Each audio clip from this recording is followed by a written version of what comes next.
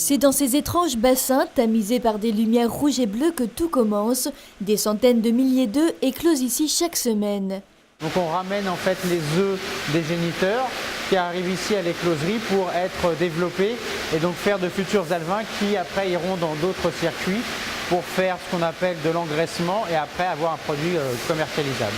La production d'alevins en circuit fermé et en ponte programmée est un procédé industriel unique en Europe, développé ici grâce à un partenariat de recherche avec l'Université de Nancy. Avoir des alevins de perche au jour d'aujourd'hui en plein mois de janvier ou février, ça n'existe pas.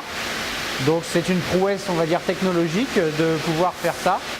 Une prouesse dont le secret réside dans la reconstitution d'un environnement proche du milieu naturel et donc dans le bon dosage de la luminosité et de la température de l'eau.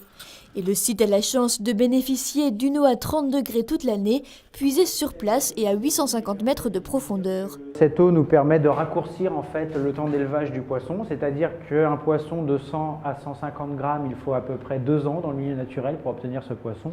Alors que nous, avec une eau de forage chaude toute l'année, nous permet en fait de raccourcir son temps d'élevage en une année. Une année durant laquelle les perches passent de bassin en bassin en fonction de leur taille et de leurs besoins d'engraissement. Donc ici, vous avez une trieuse qui permet en fait de catégoriser les poissons en fonction de la taille. Donc vous allez avoir des grosses, des moyennes et des petites qui vont sortir. C'est ce qu'on appelle un tri. Et ce tri va permettre en fait de catégoriser les poissons et d'éviter que ces poissons les plus gros mangent les plus petits. La perche est commercialisable dès qu'elle atteint 100 à 150 grammes. Les 3/4 sont exportés en Suisse sous forme de poissons entiers. Le reste est transformé sur place en filet et proposé aux restaurateurs locaux. Comme tout type de carnassier, c'est un poisson assez fin, poisson maigre, donc qui présente très peu de graisse. Et donc il s'inscrit dans la même lignée que le sandre au niveau des plats culinaires. Lucas a misé sur l'élevage de la perche il y a 10 ans et est plutôt confiant en l'avenir de cette filière. Nous sommes de plus en plus nombreux sur la planète, il faut de plus en plus de protéines animales. Les ressources naturelles au niveau surtout aquatique ont tendance, elles, à diminuer. Et donc l'aquaculture, elle, s'inscrit dans une filière durable.